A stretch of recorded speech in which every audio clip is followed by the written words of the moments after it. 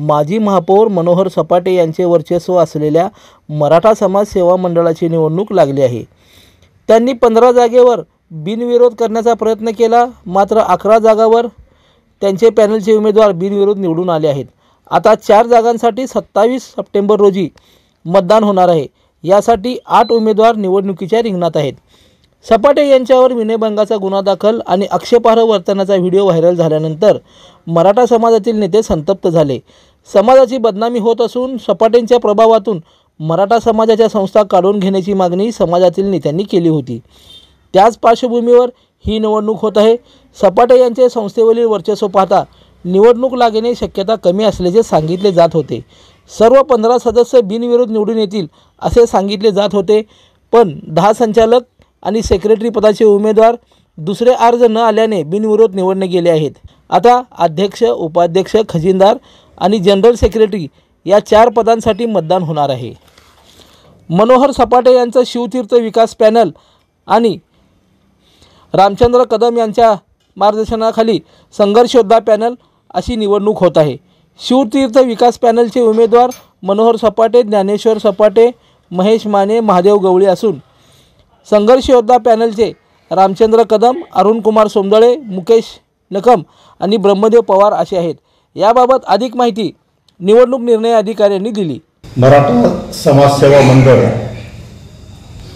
सोलापूर या शिक्षण संस्थेच्या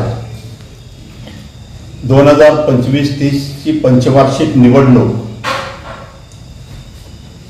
दिनांक 27/9/2025 रोजी होणार आहे। या निवडणुकीचा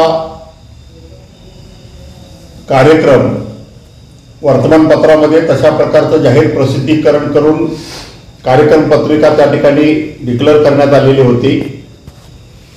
दिनांक 1/9/2025 ला मतदार यादी प्रसिद्ध करणे, 2 आणि 3 तारखेला मतदार याद्या आहेत त्यामध्ये ज्यांच्या हरकती असतील त्या हरकती घेणे, 4 तारखेला मतदारांची अंतिम यादी प्रसिद्ध करणे, 6 आणि 10 तारखेपर्यंत नामनिर्देशन पत्र देणे आणि घेणे, 12 तारखेला अर्जाची छाननी आणि पदनिहाय संपूर्ण उमेदवार डिक्लेअर करणे, 16 तारखेपर्यंत अर्ज माघार घेण्याचे दिवस होते आणि 17ला आज पूर्ण यादी या ठिकाणी निवडणूक अधिकारी या ठिकाणी आज घोषित करणार आहे। या निवडणुकीमध्ये एकूण 5 पदाधिकारी आणि 10 संचालक पद अशा एकूण 15 पदांसाठी ही निवडणूक या ठिकाणी लावण्यात आलेली होती। दिनांक 16 तारखेपर्यंत अर्ज माघारी घेण्याच्या दिवसापर्यंत संचालकापैकी म्हणजे एकूण संचालक आणि पदाधिकारी मिळून 33 लोकांनी फॉर्म भरलेले होते। त्यातल्या संचालक पदासाठी असणारे 22 लोक होते, त्यातल्या 12 लोकांनी माघार घेतली आणि 10 लोक त्या ठिकाणी राहिले। ते संचालक पदासाठी 10 जेवढ्या जागा होते तेवढेच उमेदवार त्या ठिकाणी राहिलेले असल्यामुळं संचालक पदासाठी निवडणूक होणार नाही, तर संचालक पदाचे सर्व उमेदवार हे बिनविरोध निवडून आलेले आहेत। पदाधिकारी एकूण 5 आहेत।